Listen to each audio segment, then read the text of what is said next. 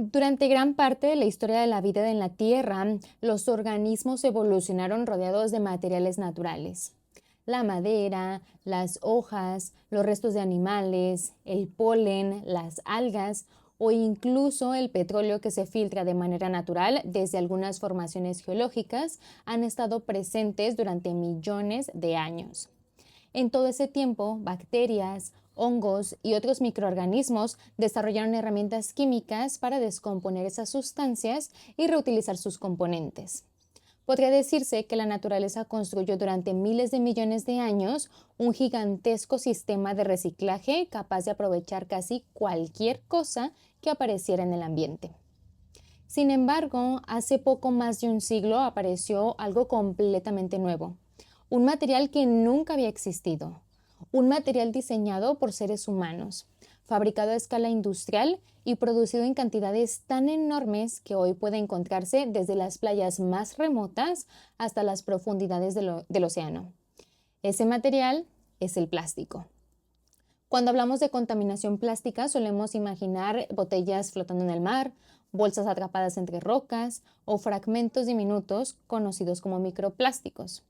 De hecho, en los últimos años, los científicos han encontrado estas partículas prácticamente en todas partes. En el hielo de regiones polares, en la lluvia, en organismos marinos, en alimentos e incluso dentro del cuerpo humano. Ante un problema tan extendido, parecería lógico pensar que la naturaleza aún no ha tenido tiempo suficiente para responder. Pero, ¿y si eso no fuera del todo cierto? Mientras los seres humanos seguimos produciendo enormes cantidades de plástico, algunos microorganismos parecen estar desarrollando la capacidad de utilizarlo como una nueva fuente de alimento. Un grupo de investigadores analizó cientos de muestras de agua marina procedentes de distintos océanos del mundo y encontró algo inesperado: genes asociados con enzimas capaces de degradar plástico PET, el mismo material utilizado para fabricar muchas botellas y prendas de poliéster. Esas enzimas se encontraron en microorganismos desde aguas superficiales iluminadas por el sol hasta profundidades cercanas a los 2 kilómetros. La pregunta entonces deja de ser si existe plástico en el océano. Eso ya lo sabemos. La verdadera pregunta es: ¿está la vida comenzando a adaptarse a uno de los materiales más utilizados de la era humana? Para responder, primero necesitamos entender qué hace tan especial al plástico y por qué encontrar bacterias capaces de aprovecharlo resulta mucho más sorprendente de lo que parece a simple vista. Primero hay que entender qué es el plástico. Aunque solemos utilizarlo esta palabra como si se tratase de un único material, en realidad el plástico es una familia enorme de materiales compuestos por moléculas muy largas llamadas polímeros. Un polímero puede imaginarse como una cadena formada por miles o incluso millones de eslabones repetidos unidos entre sí. Dependiendo de los componentes utilizados y de la forma en que se ensamblan esos eslabones, es posible obtener materiales con propiedades muy distintas. Algunos son rígidos, otros flexibles, algunos transparentes y otros extremadamente resistentes. Uno de los ejemplos más importantes es el PET, abreviatura de tereftalato de polietileno.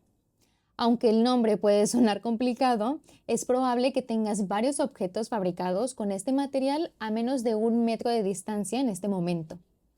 El PET se utiliza para fabricar botellas de agua, refrescos, envases de alimentos, empaques transparentes y una gran cantidad de fibras textiles. Gran parte de la ropa etiquetada como poliéster contiene moléculas estrechamente relacionadas con este material. Cada vez que compramos una botella desechable o una prenda sintética, estamos interactuando con uno de los plásticos más producidos del planeta. Ahora, los microorganismos degradan sustancias utilizando proteínas especializadas llamadas enzimas. Estas funcionan como herramientas químicas o tijeras capaces de cortar moléculas complejas en fragmentos más pequeños que posteriormente pueden utilizarse como fuente de energía o materia prima. Pero las enzimas no aparecen de la nada. Son el resultado de largos periodos evolutivos. Durante millones de años, las bacterias desarrollaron enzimas para degradar hojas, madera, restos de animales, algas y una enorme variedad de compuestos naturales. Sin embargo, el PET fue inventado en la década de 1940. Desde una perspectiva evolutiva, eso ocurrió hace prácticamente un instante. Si comprimiéramos toda la historia de la vida terrestre en un solo año, los plásticos habrían aparecido apenas en los últimos segundos del 31 de diciembre. Por esta razón, durante mucho tiempo los científicos asumieron que la mayoría de los microorganismos carecían de herramientas para degradar plástico. No era una idea descabellada. Después de todo, ¿cómo podría la evolución haber preparado organismos para procesar un material que no existía cuando esas capacidades se originaron? La magnitud del problema ayuda a entender por qué esta cuestión resulta tan importante. Desde mediados del siglo XX, la producción mundial de plástico ha aumentado de manera explosiva. Actualmente se producen cientos de millones de toneladas cada año y una fracción considerable termina acumulándose en vertederos, ríos, costas y océanos. Con el tiempo, la radiación solar, las olas y la abrasión mecánica fragmentan mucho de estos materiales en partículas cada vez más pequeñas, conocidas como microplásticos. Estas partículas han sido encontradas desde las regiones polares hasta las fosas oceánicas más profundas, pasando por playas remotas, sedimentos marinos e incluso organismos que habitan a miles de metros bajo la superficie. Lo verdaderamente extraordinario es que mientras los seres humanos distribuíamos plástico por prácticamente todo el planeta, algunos microorganismos parecían estar encontrando maneras de interactuar con él. No estamos hablando de bacterias viviendo sobre fragmentos de plástico, sino de la posibilidad de que ciertos microorganismos hayan comenzado a desarrollar herramientas químicas capaces de utilizar partes de este material como recurso. Y si eso está ocurriendo, entonces podríamos estar observando uno de los ejemplos más recientes de adaptación evolutiva a una sustancia creada por nuestra propia especie. Antes de preguntarnos cómo una bacteria podría aprovechar el plástico, primero debemos entender qué comen normalmente estos microorganismos. Uno de los elementos más importantes es el carbono. Muchas bacterias obtienen este carbono a partir de azúcares y otras moléculas orgánicas producidas por plantas, algas o animales. Otras viven descomponiendo hojas caídas, madera, cadáveres de animales o desechos biológicos. En esencia, aprovechan moléculas complejas que alguna vez formaron parte de otro ser vivo y las transforman en sustancias más simples que pueden utilizar para crecer y reproducirse. Lo que para nosotros es basura orgánica, para muchas bacterias es una fuente de alimento. Gracias a esta capacidad, los microorganismos desempeñan un papel fundamental en los ciclos biogeoquímicos del planeta.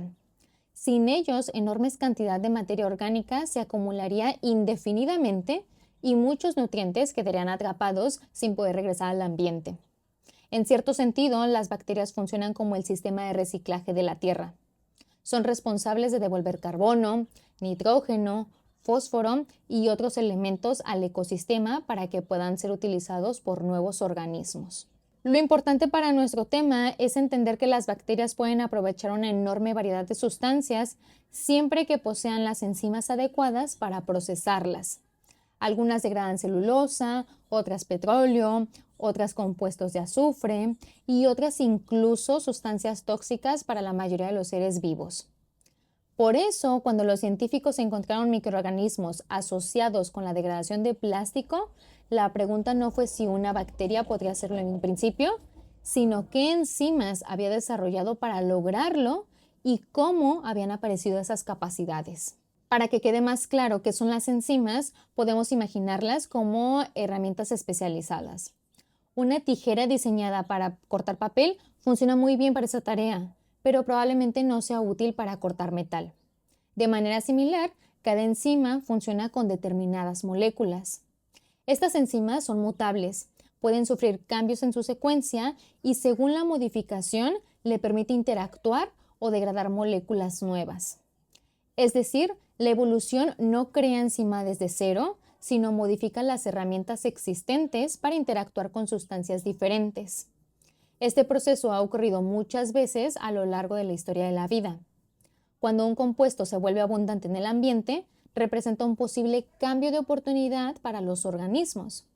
Si alguna mutación permite aprovechar, aunque sea una pequeña fracción de este recurso, la selección natural puede encargarse de favorecer y perfeccionar esa capacidad con el tiempo. Por eso, cuando hablamos con bacterias asociadas con la degradación de plástico, no estamos observando un milagro biológico, sino una adaptación a lo que hay. El punto de partida de esta historia ocurre en 2016, cuando investigadores japoneses, liderados por Shosuke Yoshida, estaban estudiando microorganismos presentes en un centro de reciclaje PET en la ciudad de Sakai, Japón. Los investigadores recolectaron muestras y las cultivaron utilizando PET como principal fuente de alimento. Tras numerosos ensayos, observaron que una bacteria estaba creciendo sobre el plástico y parecía utilizarlo como alimento. La bacteria fue identificada como Ideonella sakaiensis. Cuando analizaron su genoma, encontraron un gen que codificaba una enzima desconocida hasta ese momento. Aislaron la proteína, la purificaron, es decir, la limpiaron de cosas que no interesaban, y realizaron experimentos directos sobre láminas de PET. El resultado fue que la enzima rompía enlaces químicos del plástico y lo transformaba en moléculas más pequeñas. A esta proteína se le dio el nombre de petasa, o enzima come plástico. No es cierto, así yo le puse. Una vez conocida la secuencia genética de la petasa, los científicos podían buscar genes parecidos en otros microorganismos alrededor del mundo. Ya no era si existen moléculas capaces de degradar PET, pasó a ser dónde más pueden encontrarse. Y aquí entra la investigación liderada por Inti Kapalam, Carlos Duarte y colaboradores de la Universidad de Ciencia y Tecnología Rey Abdullah, o KAUST por sus siglas en inglés, y fue publicada en 2025 bajo el título Distribución generalizada de bacterias que contenían petasas con un motivo funcional M5 en los océanos del mundo, o sea, presencia de petasas en bacterias de los océanos del mundo. El M5 hace referencia a una secuencia específica de aminoácidos dentro de la enzima que está asociada con su capacidad de degradar PET, pero ahorita te hablo más de eso. El objetivo del trabajo era determinar si los océanos del planeta albergan microorganismos capaces de degradar PET. Para responder a esta pregunta, analizaron 415 muestras de agua marina recolectadas en distintas regiones oceánicas del mundo. Estas muestras no provenían únicamente de la superficie, sino también de aguas profundas que alcanzaban los casi 2 kilómetros bajo el nivel del mar, permitiendo obtener una visión global de la distribución de estos microorganismos. Los científicos buscaron específicamente petasas. Se identificaron 23 variantes que contienen una característica estructural denominada motivo M5, que es una especie de rasgo en la estructura de la enzima que está relacionada con la degradación del PET. Los resultados fueron sorprendentes. Las petasas aparecieron en cerca del 80% de las muestras analizadas. En otras palabras, no se trataba de un fenómeno aislado en una isla específica o en una región altamente contaminada. Estas enzimas estaban distribuidas en los océanos de todo el planeta, desde aguas superficiales hasta regiones profundas donde la luz solar nunca llega y los recursos son limitados. Uno de los aspectos más interesantes del estudio es que los investigadores no encontraron necesariamente las mismas bacterias en todos los lugares. Lo que apareció repetidamente fueron genes y enzimas con funciones similares. Esto sugiere que distintos grupos microbianos podrían haber estado desarrollando herramientas bioquímicas parecidas para interactuar con el PET. Es decir, había más de una única especie de bacteria come plástico expandiéndose por el mundo. Llegados a este punto, es importante evitar una conclusión equivocada. Al escuchar que existen bacterias con enzimas capaces de degradar plástico, podríamos pensar que la naturaleza ya está resolviendo el problema de la contaminación por sí sola. Pero eso no es lo que demuestra este estudio. Lo primero que debemos distinguir es la diferencia entre encontrar genes y observar una degradación masiva del plástico en el ambiente. Los investigadores encontraron evidencia genética de que muchos microorganismos tienen instrucciones para romper moléculas de PET, pero eso no significa que automáticamente estén eliminando grandes cantidades de plástico del océano. También es importante entender qué significa realmente degradar PET. Cuando una petaza actúa sobre este plástico, no hace desaparecer una botella de la noche a la mañana. Lo que hace es romper gradualmente las largas cadenas de polímero que forman el material. A medida que estas cadenas se fragmentan, se generan moléculas más pequeñas, principalmente ácido tereftálico y etilenglicol, dos compuestos que posteriormente pueden ser aprovechados por ciertos microorganismos como fuentes de carbono. Uno de los problemas es que este proceso suele ser lento. Aunque algunas petazas son muy eficientes en condiciones de laboratorio, el océano es un entorno mucho más complejo. La temperatura, la disponibilidad de nutrientes, la concentración de microorganismos, el estado físico del plástico e incluso la profundidad pueden influir en la velocidad con la que ocurre la degradación. Un plástico expuesto al sol y al oleaje pueden comportarse de manera muy diferente a otro que se encuentra en aguas profundas o enterrado en sedimentos. Por esta razón, el hallazgo debe interpretarse con pincitas. Lo que demuestra es que existen microorganismos distribuidos por todo el planeta con el potencial de iniciar la degradación del PET. Eso ya es un descubrimiento por sí solo que te vuela la cabeza. Pero todavía estamos muy lejos de afirmar que estas bacterias sean capaces de compensar la enorme cantidad de plástico que los seres humanos seguimos liberando al ambiente cada año. Pero no te me vayas a desanimar. Hay enfoques prometedores en la ingeniería de enzimas. En lugar de utilizar las petazas exactamente como aparecen en la naturaleza, se pueden modificar su estructura para hacerlas más rápidas, más estables o más eficientes. Estas enzimas podrían utilizarse dentro de bioreactores, es decir, instalaciones diseñadas donde se controla la temperatura, pH y concentración de enzimas. En lugar de esperar que el plástico se degrade lentamente en el ambiente, los residuos podrían introducirse en estos sistemas para acelerar su descomposición. Una vez fragmentado el PET en moléculas más pequeñas, estas podrían recuperarse y utilizarse nuevamente para fabricar nuevos materiales. Este enfoque se conoce como reciclaje biológico o reciclaje enzimático. Sin embargo, como ya mencioné, está la limitación de hacerlo en laboratorio y llevarlo a una escala global. En todo este video te hablé de bacterias, enzimas, genes y procesos bioquímicos. Pero detrás de todos esos detalles existe una historia mucho más grande. La historia de cómo la vida responde cuando el planeta cambia. Durante miles de millones de años, los organismos han tenido que adaptarse a transformaciones constantes. Han sobrevivido a cambios climáticos, extensiones masivas, variaciones en la composición de la atmósfera y a la aparición de nuevos competidores. La evolución no tiene un plan ni un objetivo final. Simplemente favorece a los organismos capaces de aprovechar las oportunidades que ofrece su entorno en cada momento. Nosotros estamos introduciendo plástico a lo loco. Y como ocurre con cualquier cambio ambiental importante, la vida está respondiendo. Algunas especies sufren las consecuencias de esta contaminación, otras logran tolerarlo y otras desarrollan capacidades que antes no existían. Los microorganismos encontrados en este estudio podrían representar precisamente una de esas respuestas evolutivas, no porque hayan resuelto el problema del plástico, sino porque muestran que la naturaleza ya está reaccionando a su presencia. Hace apenas unas generaciones el plástico no existía.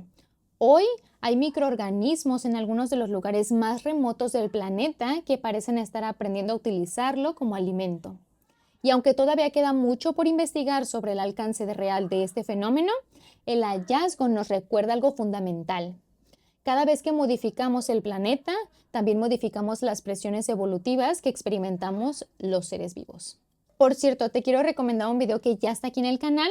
Hablo acerca de cómo los microplásticos están influyendo en la fijación de carbono en el océano y cómo esto afecta al calentamiento global.